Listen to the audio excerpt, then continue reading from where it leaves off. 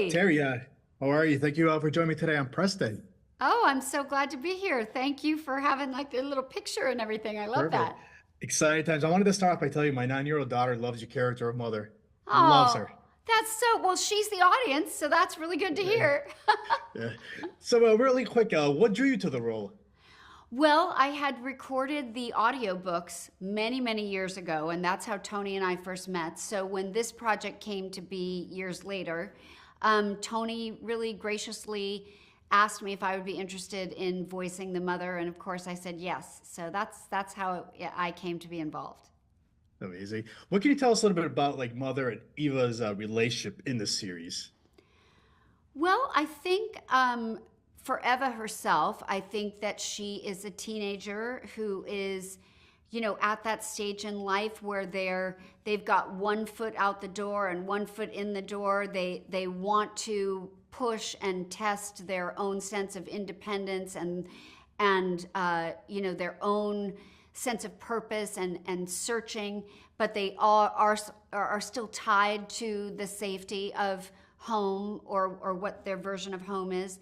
And I think Mother is, equally at some sort of complex place of where, her directive as a robot was to keep her safe and keep her nourished and keep her educated in the context that the mother was programmed for. But then that all kind of goes out the window when catastrophe happens at the beginning. And so they end up being on this adventure together, which I think is a push and pull that parents often have between, I want you to go try to succeed without me, Yeah. but I don't want you to get hurt, so I want you to stay with me, and it's that.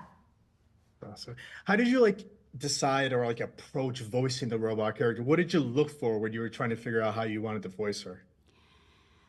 I think we played around a lot with how robotic should it be. And I think ultimately we lean to the side of less robotic in the actual voice and more robotic in the behavior, which means, when the urgent moments happen in the show, you'll see the other characters, especially Eva, have very large human dramatic reactions. And Mother somehow is still contained and still reserved, even though I think she is feeling things underneath. The reaction isn't so big. But, one technical little thing we did with the rhythm of the voice is that we made it so that Mother never used abbreviations of words. Like she doesn't say doesn't, she doesn't say couldn't, she says does not, could not, would not.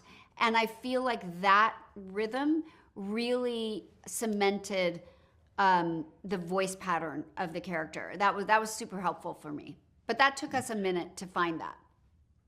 How would you, well, like what message or like how would you describe like the journey now between Mother and Eva, like you mentioned, for the audience when they tune in?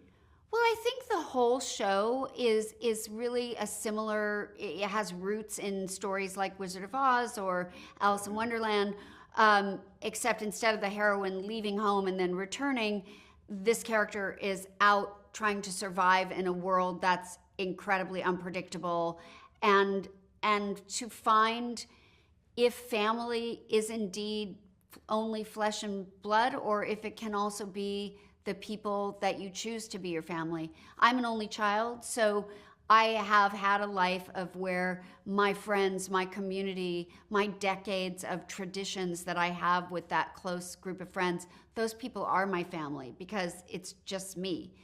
So I definitely understand the idea of found family. Terry, this was amazing. Thank you for joining me on Press Day, and I can't wait for the viewers to tune in to watch this and see what the reaction is. Oh, thank you so much. And tell your daughter I said hello. I will. Have a great day. Bye.